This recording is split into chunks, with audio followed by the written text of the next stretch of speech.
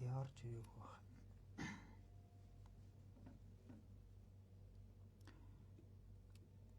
Орж ирээгүй л энэ хамбаа. За гарч өгч. За орж ирээгүй л энэ да.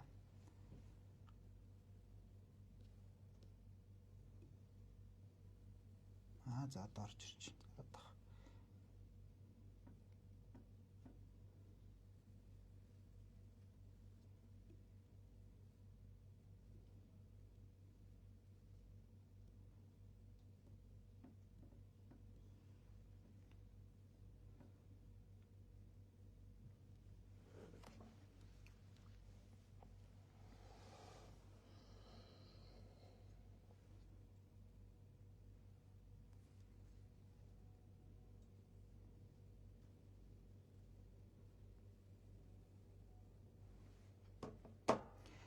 За болчихжээ.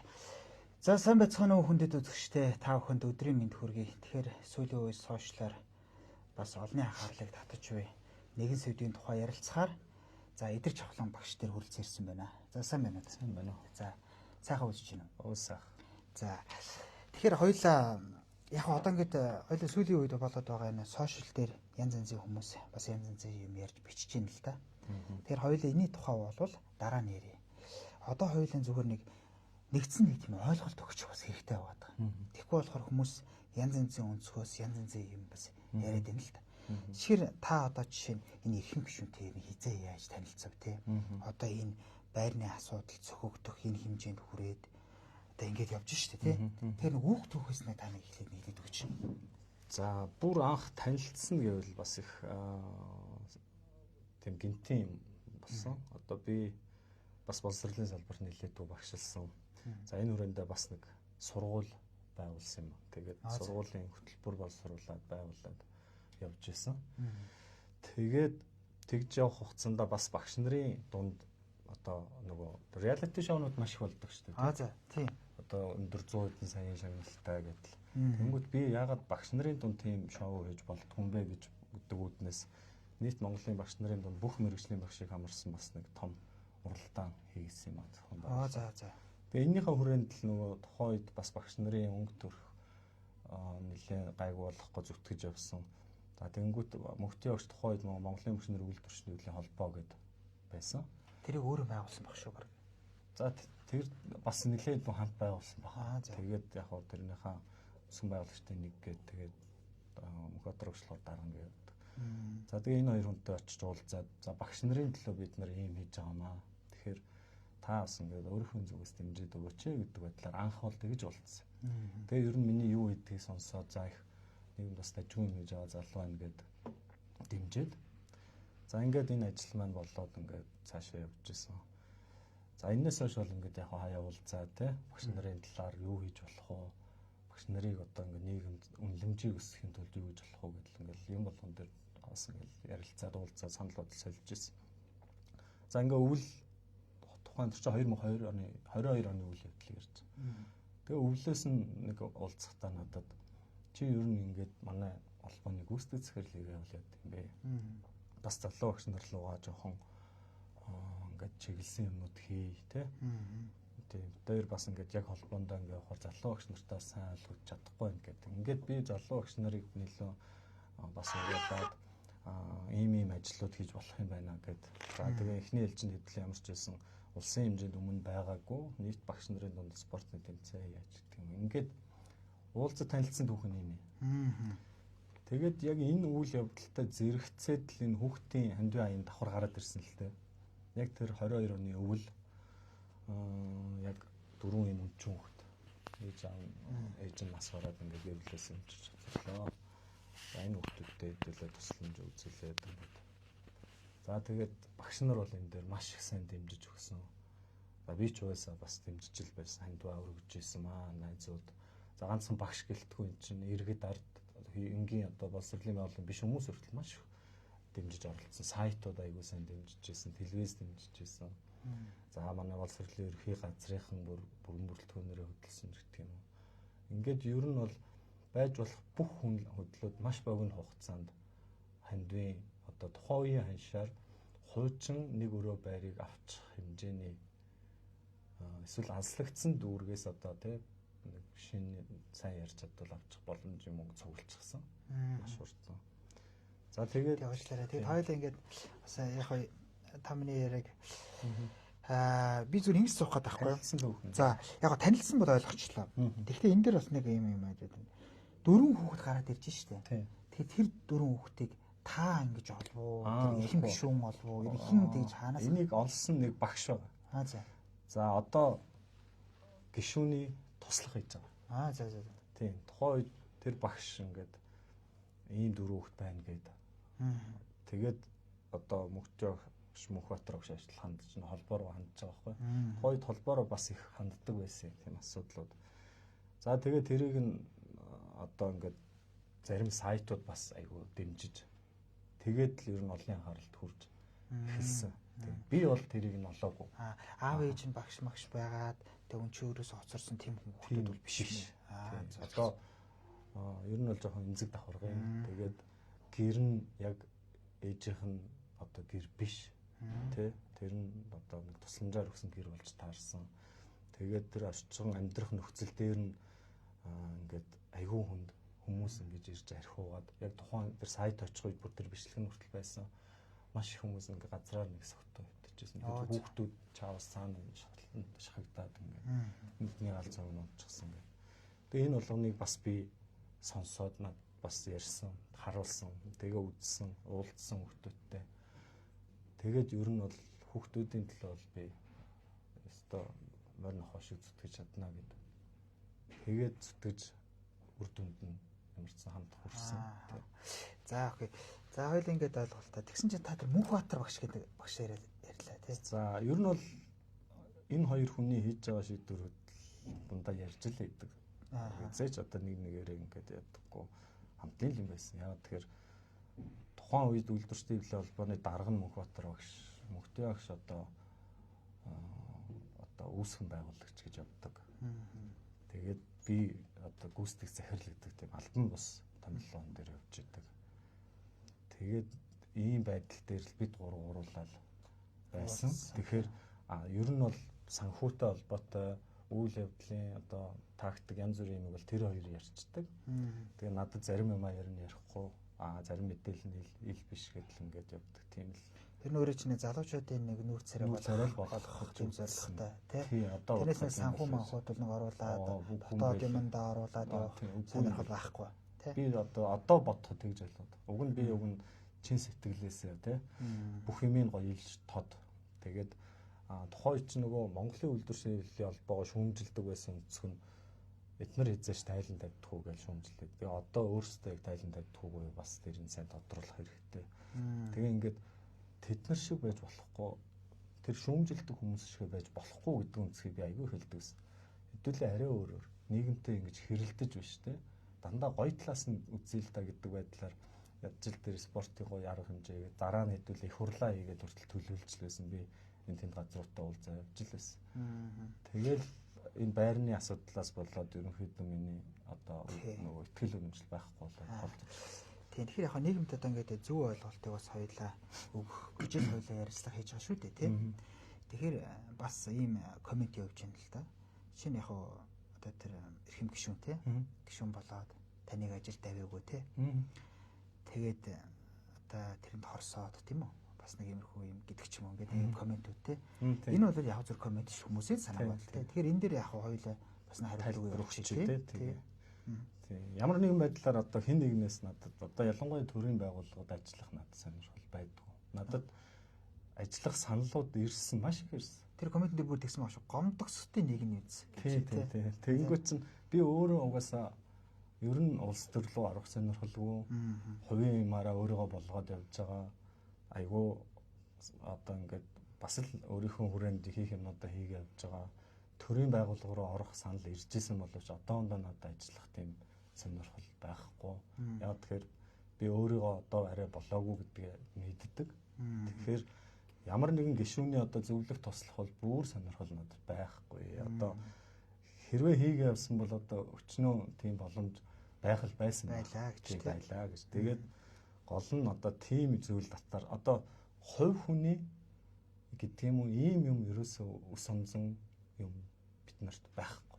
Одоо энэ хоёр багштай ялангуяа мөнхтэй яг гişүн бит хоёр бүр ингээд хувь хоорондоо мөрөжсэн тохиолдлууд ч байх. Би ингэж яагүй. Гол нь би энд юу ярьж байгаа юм бэ? Зарчим, ёс зүй, этикл ярьж байгаа. Тийм. За окей, ойлголоо. За тэгээ хоёулаа нөгөө байрныхан тал руу орноо. За ингээд яг хаа тэр гэрхэн гишүүнд туслах ингээд нэг байр одоо 4 хүүхэд гитсэн байна тий. Тэгээд гол нь тэр байр авах процесс мань өөрөө яаж өрнө үү тий. За та тэр хэллээ шүү дээ ингээд ард нийтээрээ сайхан тусаллаа, дэмжлээ гэх тий. Тэгэхээр тэр процесс өнөө та нэг яриад гэж. За тэр тэгээд нөгөө яг тэмцээнтэйч давхардаж таарад нөгөө хоёулаа яг нэг цагт болчихгүй юу? Тэмцээн чинь товлолцсон байсан. 4 хүүхэд чинь гинт гарч ирж байгаа шин. За ингээд хоёр юм яг давхардаж таарсан. За тэгээд хандив үргэлжилж исэн он гарсан 23 он гарсан. Тэмцээн бас он гараад яг зарлагдсан. За бид бас нэг горж исэн юм нөгөө улс даяар ингээд олон багш ирчихээр бас бид нарт хандив ахаад нэмэрлэх баха. Тэгээд бас ахаад нэг жоохон ядаж нөгөө тавилга мавлаг те бодно шүү дээ хүүхдүүдийг хаашд оруулж байгаа юм чинь хоосон байшинд оруулчихсан юм шиг байхгүй. Гээд ингээд тэмцээнээ хийсэн. За хийж дуусаад нөгөө байр авах асуудал руугаа эргээд орно шүү дээ. За одоо ингээд байр авъя. Одоо бол болсон. Ерөнхийдөө нөгөө хандивын нөгөө аянгийн эрчин хүртэл ингээд уумнаа суларцсан.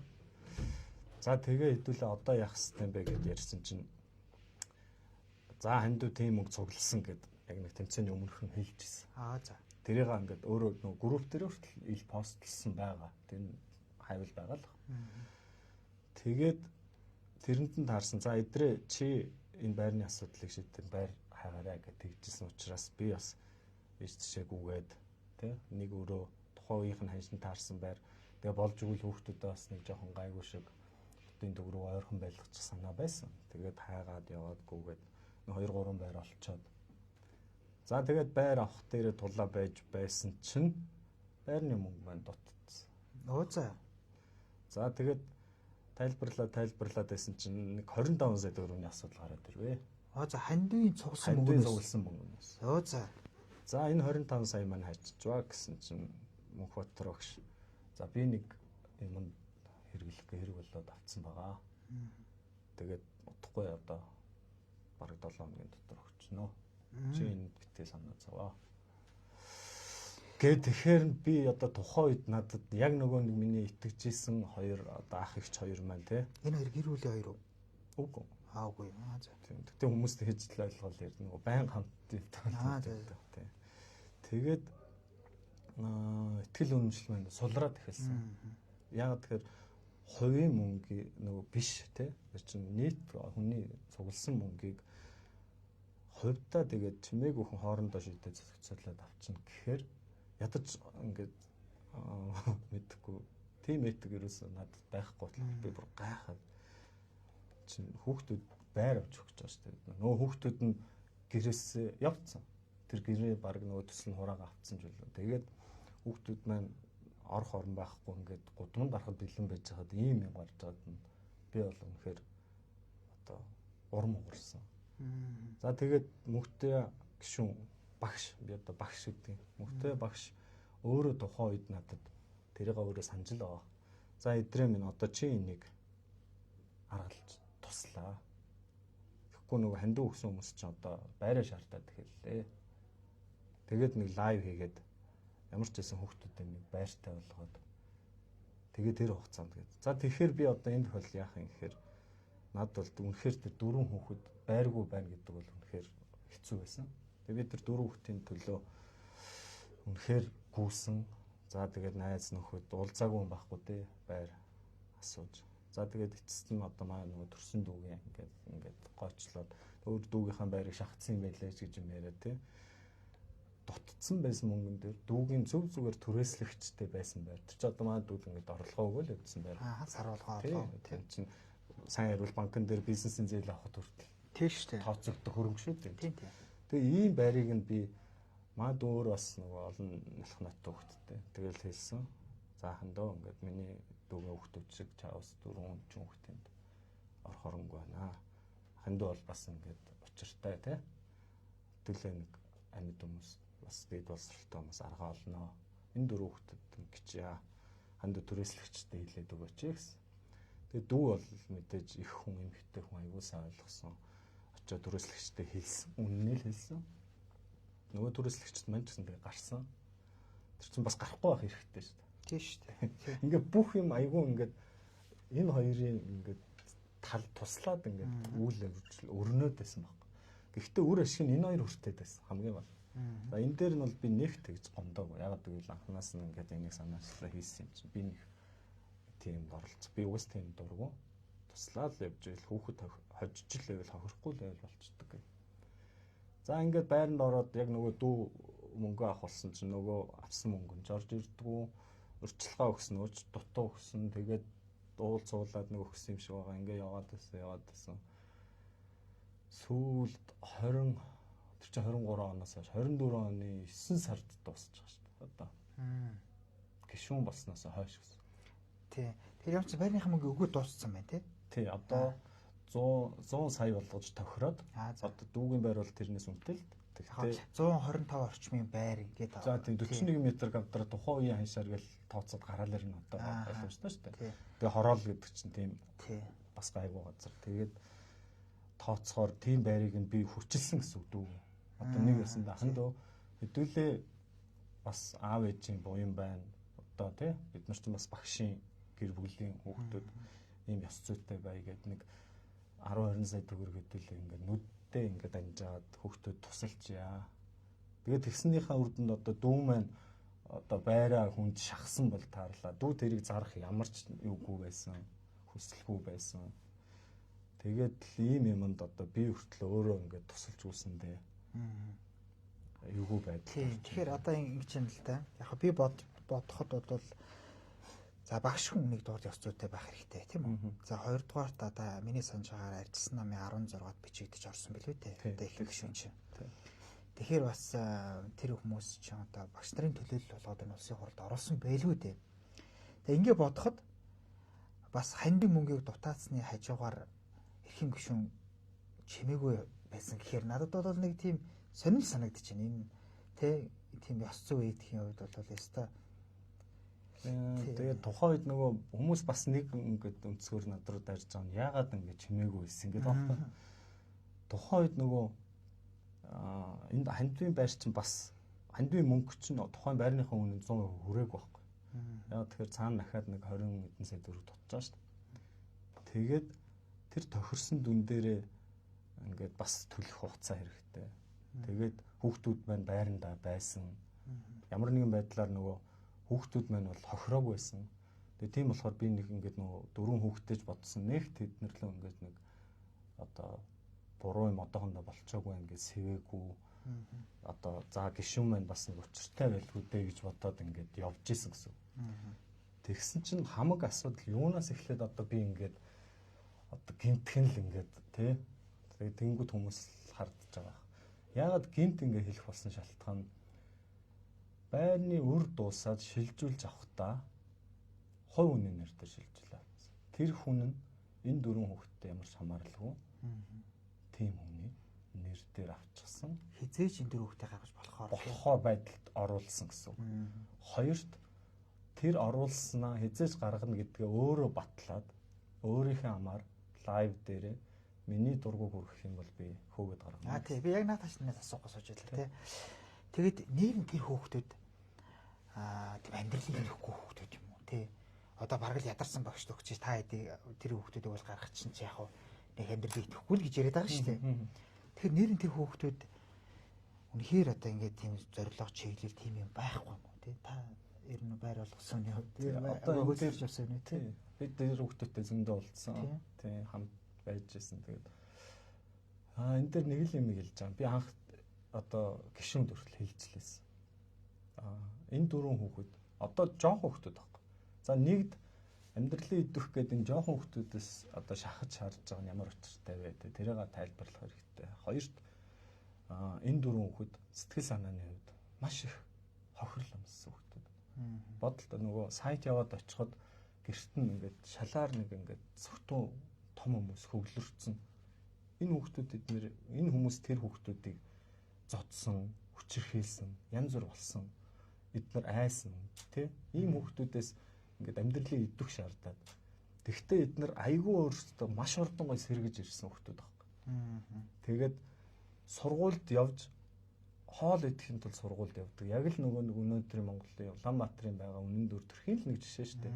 Гэхдээ энэ дөрвөн хүүхэд азтай. Яг гэвэл багш хүнтэй таарсан. Тэгээд багш нарын хайрт өртсөн. Бүгд сургууль соёлтой болсон. За тэгээд ингээд явдаг сургуультай хайрладаг хүмүүстэй болсон. Тэр баг дүү бүр хотын төв рүү ч орж ирэх хүүхэд байсан шүү дээ. Хотын төвөөр явж байхдаа нүднээс нь бүр ингээд оч цацарч ирсэн.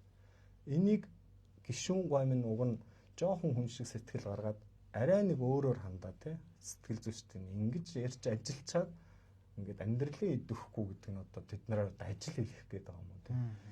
Тэгээд ийм нэг жоохон баланстай юм ярихгүй насан туршаагүй тэр чинь жоохон хүүхдүүдийг за их чин дөнгөж л насан туршиж байгаа шүү дээ. Гишүүний өөрийнх нь хүүхд бас тэр хавийн л хүн байна шүү дээ. Амьдралын идэх гэж тэр чинь чиглүүлж өгөх ёстой бидний үүрэг шүү дээ. Бидний багш нарын үүрэг. Тэгээд ийм зүйлийг ярихгүйгээр өстой арчаагүй юм байлээ. Хөөгд гарах чинь өстой үний өгсөн юм амьдарч чадахгүй бол өстой ирсэн газар руу зайлаараа гэдэг үгийг их хүн, эмэгтэй хүн, тэгээ багш хүн, гишүүн хүн ингээд энэ дөрвөн цогц бүрдсэн хүнээс гарах үг ерөөсөө биш байхгүй. Ингээд нөгөө миний гинт энэ бүх юмыг дэлгэж энэ дөрвөн хүүхдэд байрыг авч өгөх болсон хөдөлгөөн нь эннээс үүссэн. Тэгээд одоо биний ерөөсөө зорилго бол энэ дөрвөн хүүхдийн нэр дээр байрыг шилжүүлэх. Өөр ямар нэгэн тийм ашиг. Тэгээд судалж үзв энэ дөрвөн хүүхдээ яг мөх тулах гэлөө тий. Тэр нэрэн дээр шилжүүлсэн баг хүн одоо байна. Тэгэхээр энэ хүн ямар хүн гишүүнтэй холбоотой хамааралтай мó тий. Судалж үзв. Би ч нөгөө нэг юм одоо яаж хүнийг судлах вэ? Би ч тийм судлах хэмжээний. Тэгэхээр би зүгээр гишүүний нөгөө нэг ойрын хамаатан мамаатан байж байгаад гишүүн бас ингэж зөрөгтэй яриад ээж бас болох юм гэж бодохгүй. Хардах өнцгөөс тий. Гарах чинь шүү гэдэг тий.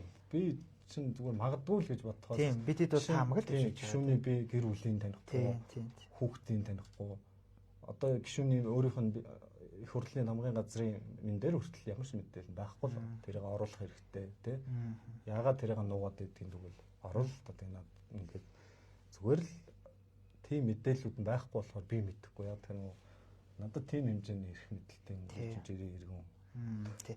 За тэгээд одоо энэ дөрвөн хүүхэд маань нэр нь ямар байдалтай байна? Одоо жишээ нь та одоо ингээд сая сүүлийн сошиал медиа гарлаа шүү дээ тий. Тавьгаа сонсож мэдчихүү тий. Нэрээ одоо бидрийг энэ байрнаас гаргах гээд байгаа юм биш үстэй гэдэг сэтгүүл зүүн дарамт тий.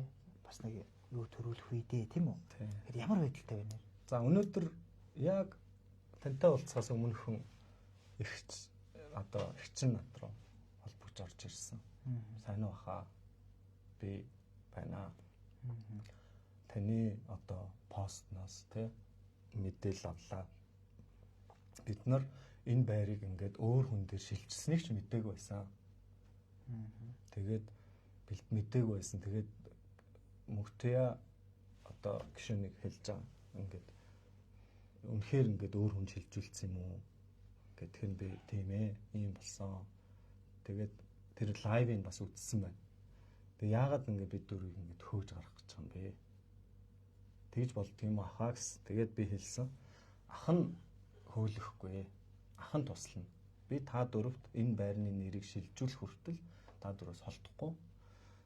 Тэгээд дээр нь бас ганц нэг юм гуйсан. Тэр нь мэдээж нөгөө байрны тай холбоотой нэг та нэг энэ дээр жоохон туслаад өгөөч гэсэн юм хэлсэн. Тэр бол тэгэхээр би хэлсэн. Хандаа хан туслах юмыг ахын дараа нь туслая. Болно. Эхний ээлжинд хандуу энэ байрны нэрээ чи бас бит төрсөн хүн. 3 дүүтэйг нийлээд ордер дээрээ бичүүлээд аваа. Энийг ах нь чиний талд бат зогсож хийж өгнө. Тэгээд эннээс хойш чи энэ байраа яахаа өөрөө мэд. 3 дүүгээ харин өстой хүн шиг болгоорой.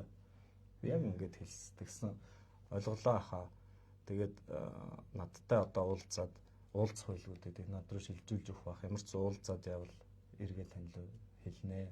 Тэгээ ойрноос ер нь тантай би уулзмаар байна гэдээ өөрөө хэлсэн. За тэгээд сүүл тэр нэг гишүүнтэй бичлэг яваад байсан шүү дээ. Та бас очсон тийм. Тэр ямар учиртай тэгээ таарч байгаа юм уу? Тэр их сонио. Яг бүтэнсэн өдөрт болоод ер нь би нөгөө дөрөв хүүхэдтэй одоо ихчтэй нь ер нь нэг уулзъя тий. Байр бас ямар хөө байна. Ер нь нэг ингээд тэр яриад байгаа шиг нь одоо тэр хүмүүс шаваад байгаа юм уу те очиод үзээд тахыг. За яг тухайн үед над руу бас нэг сайт яриад. За ингээд танаас бас ярьцлага авахсан хаана би хорооллын өргөөг ярд байна гэсэн яг би ирсэн сайт ирсэн яг тийм таарсан дотроос мөнхтэй яг шүү тэр холбооныхон гүйцэтгэх захиралтай туслахтайгаа 3 тэгээ нэг залуу байсан ингээд дөрүлээ гарч ирсэн. Эн чинь зүгээр ингээд яг таарж байгаа. Тэгээ би чинь тэнд байгааг нь мэдэхгүй яг тэр холбоо бариагүйсэн. Ингээд сайт чинь байгааг нь мэдэхгүй. Тэр сайт би сайтыг яриханд гэсэн та гишүүнээс эхлэхээр авчихсан гэсэн чинь гишүүн өнөөдөр амралтын өдөр учраас маргааш төрийн ордонд очиод өрөөнөөс нь авъя гэд. За тэгвэл одоо би өнөөдөр цавтай.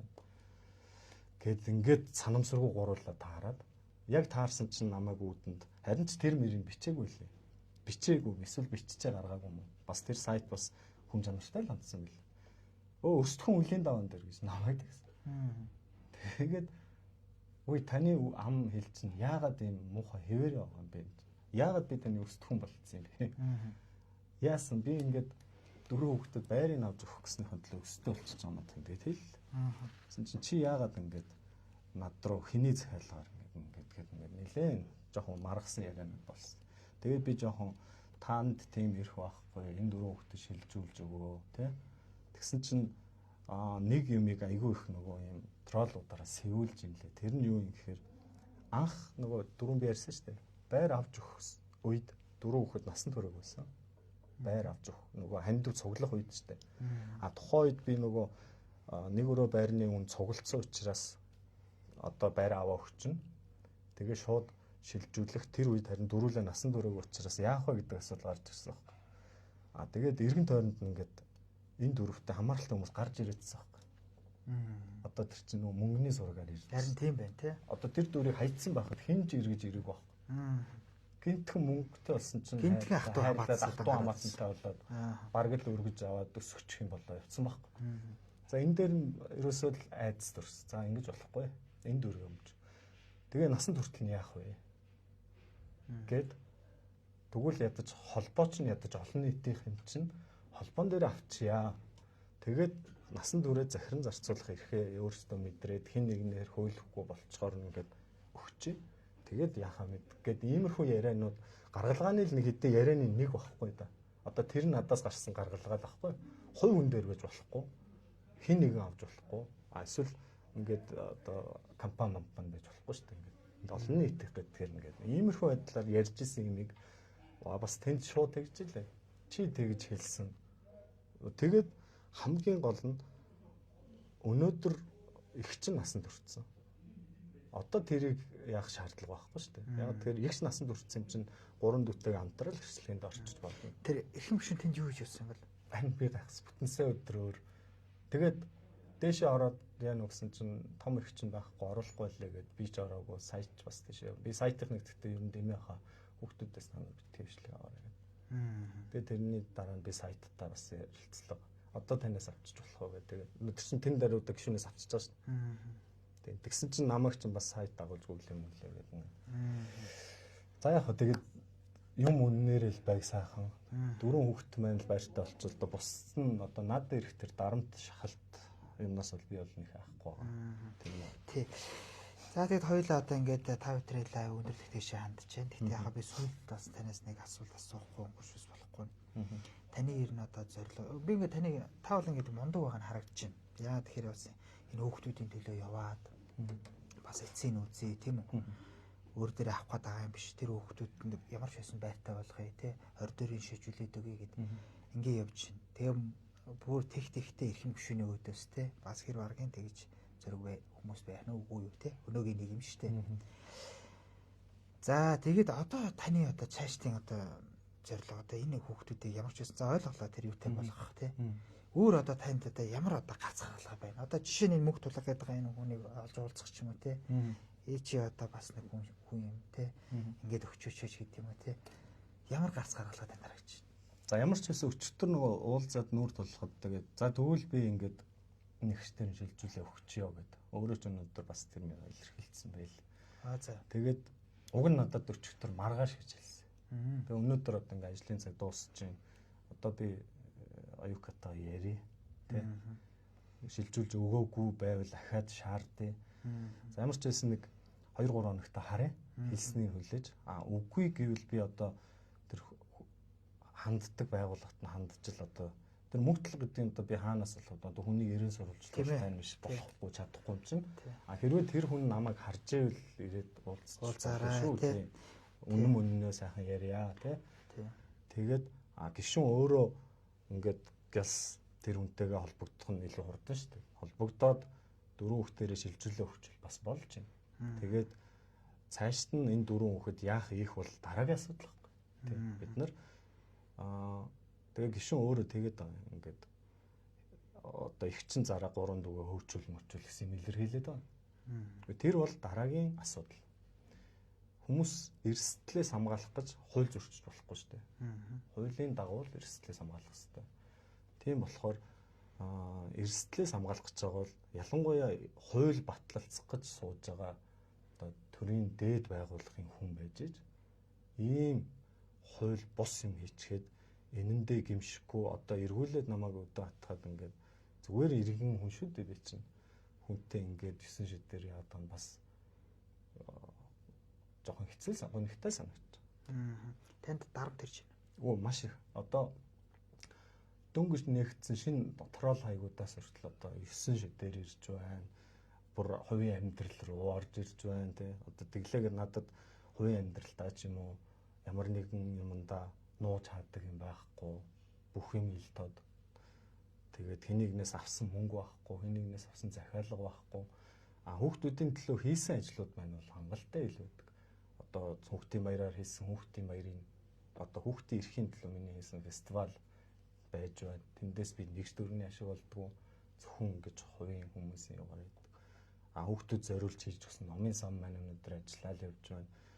Хүүхдүүдийн боловсролын хөтөлбөр зориулаад би Монгол улсын бүх аймгаар өөрөө ингээд тойроод хамтрагчтайгаа явж л байсан. Тэгээд энэ болгоны чинь үр дүнд хүүхэд хожих нь л надад чухал байдаг. Тэгээ багш үний эмзэглэж явдаг юм л тэр. Тэрнээс одоо ийм муухай улс төрийн явган хэрүүл бол надад энэ үнэхээр сонирхолтой биш байна. За баярлалаа. Баярлалаа. Тэгээд таны одоо багш хэмээх те эрхэм ажилд ч амжилт хүсье.